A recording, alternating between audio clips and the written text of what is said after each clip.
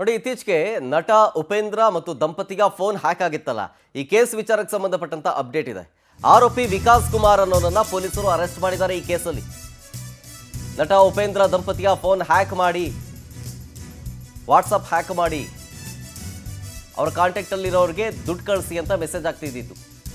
ಈಗ ಆರೋಪಿ ವಿಕಾಸ್ ಕುಮಾರ್ನನ್ನ ಬಿಹಾರದಲ್ಲಿ ಪತ್ತೆ ಮಾಡಿ ಅರೆಸ್ಟ್ ಮಾಡ್ಕೊಂಡು ಕರ್ಕೊಂಡು ಬಂದಿದ್ದಾರೆ. ಸೆಪ್ಟೆಂಬರ್ 15ನೇ ತಾರೀಕು ಈ ವಂಚನೆ ಪ್ರಕರಣ ಆಗಿದ್ದು. ಸೈಬರ್ ಫ್ರಾಡ್ ಮಾಡಿ ಲಕ್ಷಾಂತರ ರೂಪಾಯಿ ದೋಚಿದ್ದ ಇವನು. ಸದಾಶಿವನಗರ ಪೊಲೀಸರು ಈ ಆರೋಪಿಯನ್ನು ಅರೆಸ್ಟ್ ಮಾಡಿದ್ದಾರೆ. ಆಮೇಲೆ ಹೇಗಿತ್ತು ಈ ಕಾರ್ಯಾಚರಣೆ ಅಂತಂದರೆ, ಮೊದಲಿಗೆ ಆನ್ಲೈನ್ನಲ್ಲಿ ಕೆಲ ವಸ್ತುಗಳನ್ನು ಪ್ರಿಯಾಂಕಾ ಅವರು ಬುಕ್ ಮಾಡಿರ್ತಾರೆ. ಉಪೇಂದ್ರ ಪತ್ನಿ ಪ್ರಿಯಾಂಕಾ ಅವರು ಬುಕ್ ಮಾಡಿದ್ರಿಂದ ಅವ್ರ ಫೋನ್ಗೆ ಒಂದು ಲಿಂಕ್ ಬರುತ್ತೆ. ಅದಾದಮೇಲೆ OTP ಹೇಳಿ ಅಂತ ಹೇಳ್ತಾರೆ ಸೈಬರ್ ಕದೀಮರು. ಅವರು ಹೇಳ್ತಾರೆ ಅದು ಅಮೆಝಾನ್ದು ಆರ್ಡ್ರ್ ಅಲ್ವಾ, ಇರಲಿ ಅಂತ ಇರ್ಬೋದೇನೋ ಅಂತ ಹೇಳಿಬಿಟ್ಟಿದ್ದಾರೆ.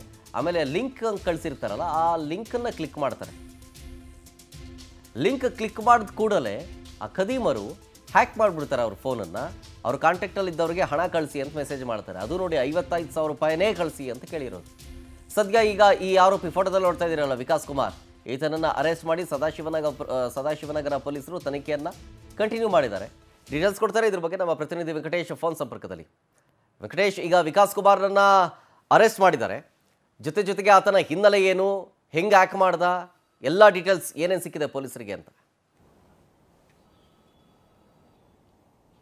ಶರತ್, ನಟ ಉಪೇಂದ್ರ ದಂಪತಿಗೆ ಏನು ಆನ್ಲೈನ್ನಲ್ಲಿ ಲಕ್ಷಾಂತರ ರೂಪಾಯಿ ಹಣ ಫ್ರಾಡ್ ಮಾಡಿದಂಥ ಪ್ರಕರಣ ಸಂಬಂಧಪಟ್ಟಂತೆ ಸದಾಶಿವನಗರ ಪೊಲೀಸ್ ಠಾಣೆಯಲ್ಲಿ ಒಂದು ದೂರು ದಾಖಲಾಗಿತ್ತು. ಅದರ ಆಧಾರದ ಮೇಲೆ ಆರೋಪಿ ವಿಕಾಸ್ ಕುಮಾರ್ನನ್ನು ಬಂಧಿಸಿರುವಂತಹದ್ದು. ಈತ ಬಿಹಾರ ಮೂಲದವನು ಅಂತ ಹೇಳಿ ತಿಳಿದು ಬಂದಿದೆ. ಇನ್ನು ಈ ಫ್ರಾಡ್ಗೆ ಸಂಬಂಧಪಟ್ಟಂತೆ ಪೊಲೀಸರು ತನಿಖೆಗೆ ಇಳಿದಂಥ ವೇಳೆಯಲ್ಲಿ ಆತನ ಒಂದು ಮೊಬೈಲ್ ನಂಬರ್ ಟ್ರೇಸ್ ಮಾಡಿಕೊಂಡು ಹೋದಂಥ ವೇಳೆಯಲ್ಲಿ ಕೂಡ ಒಂದು ದಶರಥಪುರ, ಅಂದರೆ ಬಿಹಾರದ ದಶರಥಪುರಕ್ಕೆ ತೋರಿಸಿರುವಂಥದ್ದು. ಅಲ್ಲಿ ಹೋದಂಥ ಸಂದರ್ಭದಲ್ಲಿ ಸುಮಾರು 100ರಿಂದ 150 ಯುವಕರು ಎಲ್ಲರೂ ಕೂಡ ಇದೇ ಒಂದು ದಂಧೆಯಲ್ಲಿ ತೊಡಗಿಕೊಂಡಿದ್ದಾರೆ ಅನ್ನುವಂಥ ಆಘಾತಕಾರಿ ವಿಚಾರ ತಿಳಿದಿರುವಂಥದ್ದು.